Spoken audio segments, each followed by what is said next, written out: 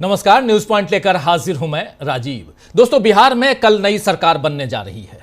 हालांकि इसमें नयापन नहीं है। नीतीश कुमार ही सीएम पद पर काबिज रहेंगे और उनके साथ पिछली बार की तरह सम्राट चौधरी और विजय सिन्हा डिप्टी सीएम बने रहेंगे। आज एनडीए विधायक दल की बैठक में नीतीश कुमार के नाम का प्रस्ताव बीजेपी नेता सम्राट चौधरी ने रखा और वहीं बीजेपी विधायक दल ने सम्राट चौधरी और विजय सिन्हा को उप मुख्यमंत्री बनाए रखने का फैसला किया है।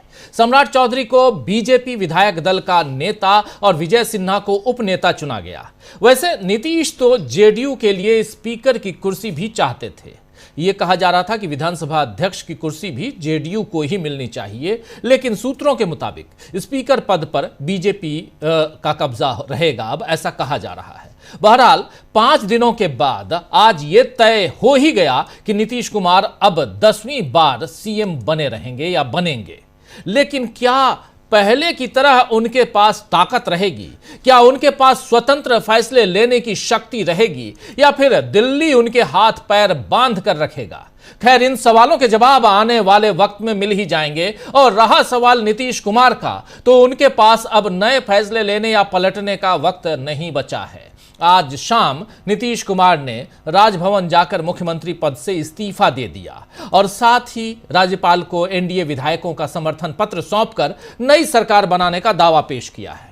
कल बिहार में फिर से नीतीश सरकार के बनने के साथ ही 2025 के चुनाव का एक अहम चैप्टर खत्म होगा। लेकिन इन्हीं चुनावों से एक नया अध्याय भी शुरू हुआ है, जिसमें वोट चोरी के खिलाफ विपक्ष की लड़ाई और तेज होती हुई दिख रही है। आप जानते हैं कि कल ही कांग्रेस ने फैसला लिया है कि रामलीला मैदान से हुंकार भरी जाएगी और यह तब होगा जब संसद का शीतकालीन सत्र चलेगा। कांग्रेस के नए जोश से इस लड़ाई का क्या असर होगा, यह तो फिलहाल कहा नहीं जा सकता है। लेकिन इसकी धार कमजोर करने के लिए अब सेवानिवृत्त नौकरशाहों यानी आईएएस आईपीएस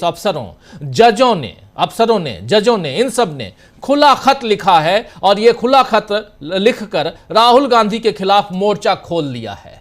16 न्यायाधीश, किन किन ने पत्र लिखा है देखिए। 16 न्यायाधीश, 123 सेवानिवृत्त नौकरशाह और 133 सेवानिवृत्त सशस्त्र बल अधिकारियों समेत इन सबको जोड़िए तो कुल 272 लोगों ने यहां चिट्ठी लिखी है, खुला खत लिखा है। इन लोगों ने भारत के निर्वाचन आयोग जैसी संवैधानिक संस्थाओं को कथित तौर पर बदनाम करने के प्रयासों की निंदा की है।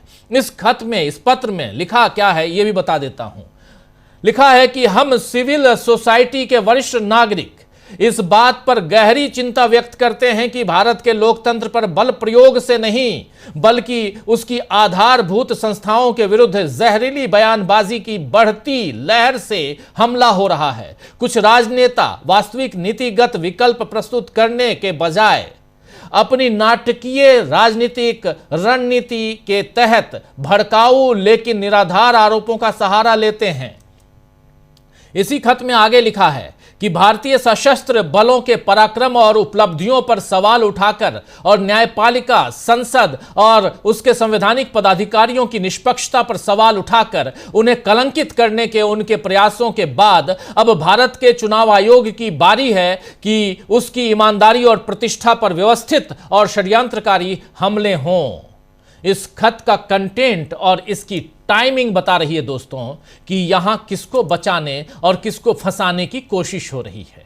वैसे तो चुनाव आयोग को खुद इतना सक्षम होना चाहिए कि वो अपने ऊपर लग रहे आरोपों को गलत साबित करे और उनका माकूल जवाब दे। लेकिन यहां कभी बीजेपी और कभी ऐसे सिविल सोसाइटी के नुमाइंदे चुनाव आयोग की ढाल बनकर आ रहे हैं। राहुल गांधी ने जब भी वोट चोरी के आरोप लगाए और उसके सबूत दिए तो उन्हें कहा गया कि अपनी शिकायत लेकर सुप्रीम कोर्ट क्यों नहीं चले जाते। क्या यही बात यहां सिविल सोसाइटी के इन लोगों को नहीं कही जानी चाहिए कि अगर आपको लग रहा है कि देश की संवैधानिक व्यवस्थाओं को, संस्थाओं को और उस पर चोट की जा रही है तो आप पीआईएल दायर कीजिए ना। आप भी सुप्रीम कोर्ट जाइए, अदालत जाइए, फिर अदालत ही तय करेगी कि किसकी रक्षा किससे करनी है, कौन किसकी रक्षा करेगा। वैसे इन सेवानिवृत्त यानी रिटायर्ड लोगों को हमारी सलाह है, पर्सनल सलाह, डीबी लाइव की सलाह, और हमारे जो पैनलिस्ट साथी अभी मिलेंगे उनकी तरफ से भी अपनी इतनी स्वतंत्रता लेते हुए इन सेवानिवृत्त जिन लोगों ने चिट्ठी लिखी है 272 लोगों को, खुले तौर पर हमारी सलाह है कि दिल्ली का प्रदूषण, ट्रेनों की बदहाली, एसआईआर के काम में कथित बोझ में से आत्महत्या करते बीएलओ, अपनी फसल के लिए एमएसपी को तरसते किसान, असुरक्षित महिलाएं और न जाने कितनी तरह की समस्याएं इस देश में हैं जिनका समाधान हो तो देश का वाकई भला हो जाए। क्यों न इन्हें अपना अनुभव, अपनी शक्ति और सामर्थ्य वहां लगाना चाहिए, ताकि नौकरी के साथ भी और नौकरी के बाद भी देश सेवा का जज्बा बना रहे।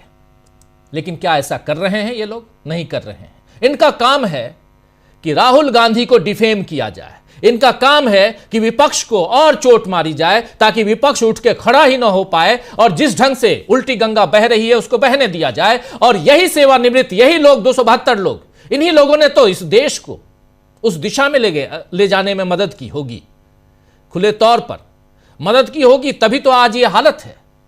तो आइए दोस्तों, आज चर्चा करेंगे कि बिहार में सरकार बनाने के बाद क्या मोदी देश की सुध लेंगे या राहुल गांधी ही उसके निशाने पर बने रहेंगे, क्योंकि अब भी यही दिख रहा है कि जीतने के बाद भी मोदी को चैन नहीं मिल रहा। नीतीश कुमार का इस्तीफा हो गया है और दूसरी तरफ यहां फिर निशाने पर आखिर राहुल गांधी क्यों हैं? बिहार से लेकर दिल्ली तक क्या कुछ चल रहा है, क्यों मचा है बवाल? और जैसे ही एसआईआर की बात होती है, जैसे ही एसआईआर और इस संवैधानिक संस्थाओं पे जो इनकी जो दुर्गति की जा रही है उस पर अगर कोई आवाज उठाता है तो सिविल सोसाइटी के लोग आखिर क्यों खड़े हो जाते हैं? ये वो लोग खड़े होइए ना, क्या दिक्कत है?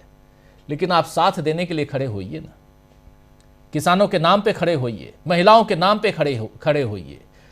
दिल्ली में प्रदूषण है, दम घोटू, 10 साल आपकी उम्र कम हो गई इसी दिल्ली में रहने वालों की, कोई सुध लेने वाला नहीं, इसकी चिंता नहीं है, चिंता किसी और की है, बस उनका भला होता रहे।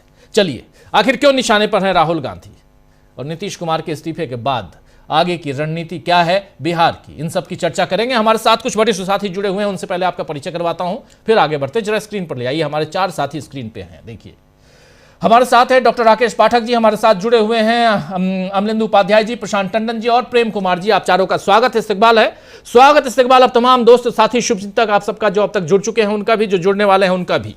सीधे सबसे पहले आना चाहता हूं डॉक्टर राकेश पाठक जी आपके पास, फिर प्रेम कुमार जी आपके पास आता हूं। बिहार की भी बहुत सारी बातें, और जब सिविल सोसाइटी की बात कर रहे हैं तो कुछ पत्रकारों, मीडिया हाउसेस की भी बात करेंगे हम कि इस चुनाव के बाद मीडिया का रुख क्या दिखाई दे रहा है। और अभी एक बाइट सुना देता हूं, यह बहुत इंपॉर्टेंट है, बहुत इंपॉर्टेंट है। चिराग पासवान माननीय मंत्री हैं, केंद्रीय मंत्री हैं, उनकी पार्टी बल्ले बल्ले है डॉक्टर साहब, 19 सीटें जीत के आए हैं 28 सीटों में से। अब इससे बढ़िया स्ट्राइक रेट क्या हो सकता है? पिछली बार लड़े पूरी सीटों पे, 2020 में 1 सीट आई, वो भी जेडीयू में चली गई, शून्य बिल्कुल सन्नाटा। इस बार बढ़िया है, खुशी है, लेकिन अब कह रहे हैं कि हम असम, पश्चिम बंगाल और तमिलनाडु, इन तीनों में भी हराएंगे। भाई साहब, आप हर जगह हराएंगे, आप तो हराएंगे ही, जहां चाहेंगे वहीं जीतेंगे, उसके अलावा आप हर जगह हराएंगे। प्रेम कुमार जी इस पे और खुल के अपनी बात रखेंगे, लेकिन पहले सुनते हैं जरा चिराग पासवान को। सुनिए। कल के लिए प्रधानमंत्री आ रहे हैं, क्या कहेंगे?